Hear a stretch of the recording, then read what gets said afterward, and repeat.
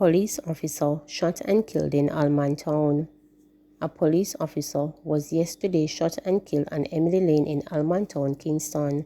He has been identified as District Constable Kemar Armstrong, who was assigned to the Bands Division of the Jamaica Constabulary Force JCF.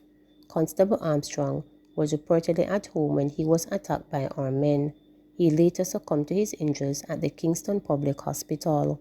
This is the second police officer killed yesterday. Earlier yesterday, Detective Constable Paul Gordon, who was assigned to the Linstead Police Station in St. Catherine, was killed during an unprovoked attack by a man believed to be of unsound mind.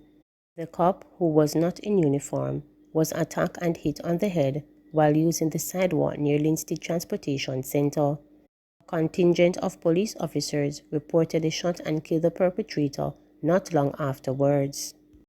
Two charged in connection with quadruple murder in Clarendon. The investigations into the Clarendon quadruple murder that took place 2 Sundays ago have led us to charging 2 persons for murder, and we have another 4 persons in custody at the moment and are looking at a few other people who may have been involved. We arrested 6 persons on the same day that it occurred, and these persons have remained in custody. Of those 6 that we arrested, it's out of those 6 that 2 have been charged. 4 days after the event, we recovered 4 firearms based on intelligence that we had gotten, an analysis that we had done. We recovered an AK-47 rifle, a M16 rifle, a 44 Magnum handgun, and a 9mm handgun. Those weapons were taken to the ballistics lab where they were tested, and we have found that 2 of them match the scene of the murder. So the case is progressing and progressing well. There are still some other people we're looking at, but we're at that stage now where we have laid those charges. It's still a work in progress. Sunday will be 2 weeks, and this is where we are in the case. So we have the firearms. The science is telling us that is attaching it to specific persons, specific places, and certainly to the location of the murder. So we will update, whether by this means or through releases as information comes in. Of course, I mean, a quadruple murder does not take place every day, and so I'm very aware that this would be of significant public interest, but also it's important that our public is aware that the police, when these things come to our attention, are going to focus on it and find the perpetrators very quickly. Well, as I said, you know, the murder may occur, but the follow-up that will be attached to that murder will allow us to very quickly, in a number of cases, get to the bottom of it, who did it, using technology, using science, and using traditional investigative techniques. The teams that work on these things are highly professional, and they get the job done very quickly. And we're seeing more and more of that now as the science becomes an integral part of investigation. In a recent press conference, I mentioned that we're seeing a pattern where gunmen who are after each other, if they cannot get the person who they're after, they will attack their relatives or associates. And I made that point very clearly 2 weeks ago. What we have found is that we've seen that play out again in St. Mary, where one of the persons who's been charged for murder in the triple murder case in Stony Hill, who had gone there to report on condition of bail in St. Mary, ended up being killed along with 2 other people and 3 other persons shot because they're around that criminal. And so the idea is, let the person, give up the person to the police, let them have their day in court. Do not harbor them. As I've said before, when you look at the numbers and the categorization of our murders, 72% of them are gang members and gang affiliates or associates or the relatives of gangsters.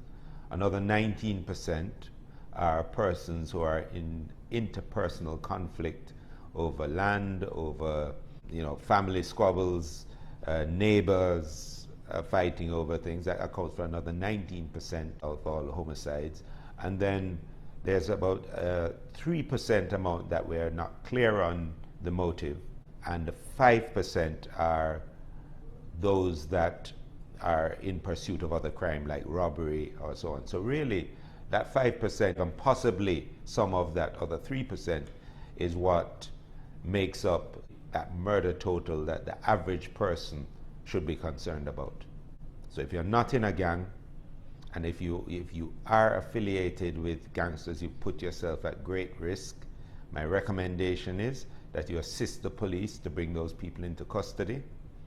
And if you are having challenges with neighbors, family, there are a lot of resources out there to resolve these differences before they get violent, and certainly before they get to a murder. It's for this reason why we have domestic violence intervention centers. We have a whole program as the police, and there are other agencies we work with, and restorative justice. All of these mechanisms are designed to stop persons in conflict from it playing out as violence or murder. So there's a lot of support to people, both from the police and the partners we work with on this matter. And if you do this, if you bring us in early, then who needs to go to court can go to court and have their day in court. Who needs to have their matters resolved in a different way can get that done too. So it's not just, everybody goes to jail. That's not the intent. The intent is to do the correct measure for the circumstance that is confronting us. Obviously, with the very violent and dangerous gangsters, we will continue our process of capturing them, and if they engage us, then I expect my police officers to respond with the necessary force to, one, protect themselves and protect the public from these violent offenders. So my recommendation to these offenders is, when the police come for you, give up yourself. Because if you don't, then you may be killed in the process. St. Catherine gets new custos. Businesswoman Iselin Matilda Golden was yesterday morning sworn in as the new custos of St. Catherine. She was sworn in by Governor General Sir Patrick Allen in a brief ceremony at King's House. In his remarks, Allen said Golden's appointment comes at a difficult time in the nation when the COVID-19 pandemic dictates that we do things differently and manage what we do with great caution to stay safe. The Governor General said that as custos, Golden is now the first citizen of St. Catherine, keeper of the roll of Justices of the Peace for the parish, and one who will serve without prejudice all the people living in the parish. Golden is also the second female to serve as custos of St. Catherine and joins 4 other female custodes. The custos ensures that the Governor General is adequately represented at all official occasions in the parish when other duties of the office of the Governor General and staff renders impossible to be present, Sir Patrick Allen added. In her response, the newly appointed custos thanked Allen for the opportunity to serve and pledged to honor this title in such a way that at the end of my tenure, I would have obtained my best work. Today is another milestone in the tradition of service for the family from which I belong, the mantra being, fear God and serve humanity, the custos said.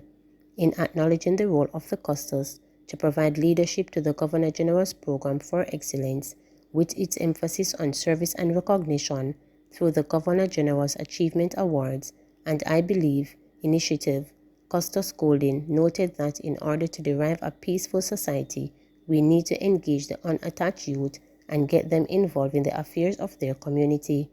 Golden succeeds Reverend Jeffrey Mackenzie, CD, JP, who retired in August this year after occupying the post for some 6 years from April 1, 2015 to August 18, 2021. Hanover Eastern MP expresses frustration with procurement process over road work. Member of Parliament for Hanover Eastern, Dave Brown, has expressed frustration with the procurement process, which he has highlighted could leave projects in limbo for years while driving up costs. Brown, who was making his contribution to the 2021-2022 State of the Constituency debate in the House of Representatives this week, accepted that the guidelines outlined in the procurement process must be strictly adhered to and respected. But having listed several road projects that have been stalled, some of the nearly 4 years, the second-term MP said, "You would have recognized the recurring theme here. All these projects are said to be stuck in the procurement phase. The procurement process should not be served or create an impediment to work that is urgent. We must think of the time value of money and also the hundreds of lives that are impacted by delays due to procurement," Brown reported. He said Tropical Storm Elsa, that impacted the island in July, and Grace and Ida, which followed in August, have made bad road conditions in his constituency worse. The passing of the named storms has caused further damage to the already horribly deteriorated roads. Additional funding is now needed to have the road fixed, Brown said. He shared that commitment was secured from the relevant authorities in 2017 to begin rehabilitation work for Hopewell to Cancun Castle. The plan is to rehabilitate approximately 7,000 square meters of roadway. Of course, for sustainability and to assure the integrity of the project, there is the plan to improve the existing drainage system and to construct retaining walls as well. The estimated cost is $60 million. This project is an imperative, but it remains in the procurement phase, Brown lamented. He also pointed to the planned rehabilitation of the Chichester to Golden Grove Road, which also went to tender in 2017. Brown said the bidding was aborted due to low tenure and the National Works Agency has failed to provide an update on the project. The road is heavily transverse and is in fact the second most important road in Hanover Eastern, he said.